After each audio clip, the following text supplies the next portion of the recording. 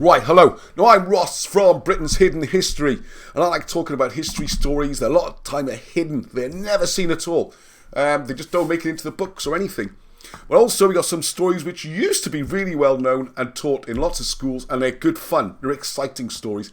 Stories of adventures, stories of things happening, and great achievements, and they're in our country. They're happening in Wales, or they happened in Wales, some other parts of Britain, and it's really important that we learn all this.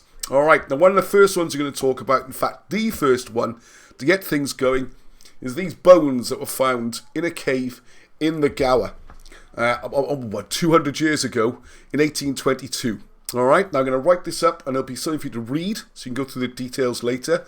So don't worry too much, I'll put that up, and you can have a look, and pause the video, that kind of thing. Just to give you a gist of it. Coming through, they found these bones. And they were red, and also amongst them was little bones. They'd used ivory from a mammoth tusk. The tusk of a mammoth was in there, and the ivory from mammoth tusk is really great for working. You can make piano keys out of it. They carved little bits of jewellery. Now, from that, the person who found them, which I'll show you in a second, was the Reverend William Buckland. Back in 1822, he's, jewellery, dye, woman. No, turned out it wasn't. So, although it's called the Paviland woman, it still is to this day, or the Red Lady of Paviland, it was actually the skeleton of a young boy. And they can work this out with modern scientific tests, all right? So you're digging through that. Now, this reverend, he was, as a reverend, that means he's a preacher in a church. And he believed fundamentally that every detail of the Bible as he read it meant that nothing could be more than about 4,500 years old, because that's when God created the world. That was his view of things, okay? Now, it turns out that, so he put this about 2,000 years old in what's called the Roman era, which I'm sure you've heard about. And now, unfortunately, that was it. So he went for 2,000 years old, and it's a woman. And it shows you here how difficult history can be, and how we have to prepare even the stuff we know now to think it might need correcting. And there's a chance for it to come along, new ideas, new techniques, and improve our knowledge. Now, the latest idea, in 2007, some scientists used what's called radiocarbon dating, and they were really confident that if the bones are actually 29,000 years old. All right?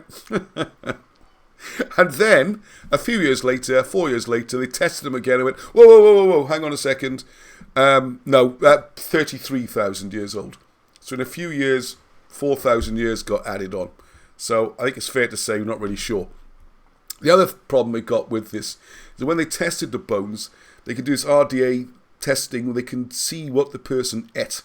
Because what you eat is full of minerals and proteins and all this kind of stuff. And you can tell from your bones what you've eaten.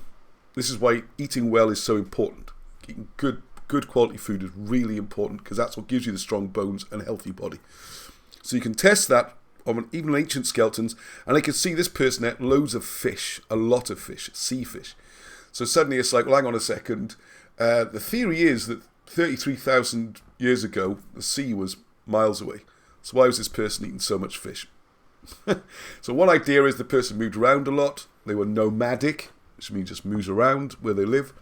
Or that the dead body was carried all the way to this cave. I don't know.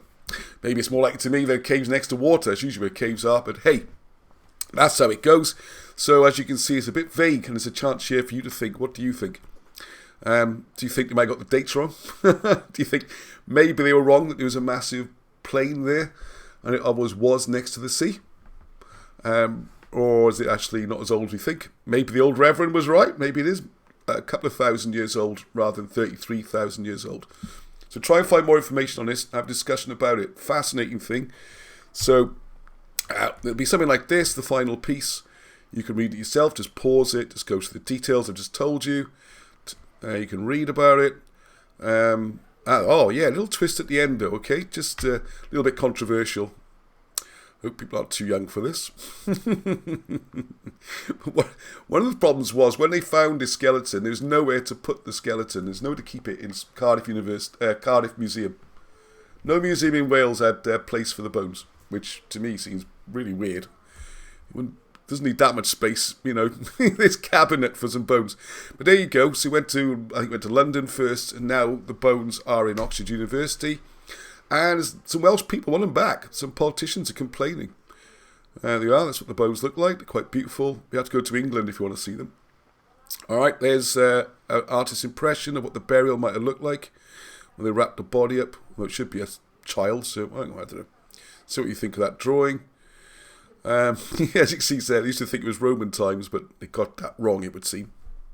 Hey, another curious thing as well. It's called the Goat's Hole Cave. Why is it named after a goat? Any ideas? I'd be interested to hear them. And so there you go, there's a map. It says Swansea, Llanelli, Port Talbot. There's a map of Britain. Very good map. Down at the bottom of Wales. Goat's Hole Cave. Why is it called Goat's Hole Cave? And that's what it looked like. Okay. So there you go. You can read this article, I'll put the link there, and you can, like I say, pause and read the bit I wrote about it. So hope you enjoyed that. There'll be another one along soon. Till the next time, I'm going to say to you, all YouTubers love to say peace. Now in Welsh, that's hedwch. So, till the next time, hedwch.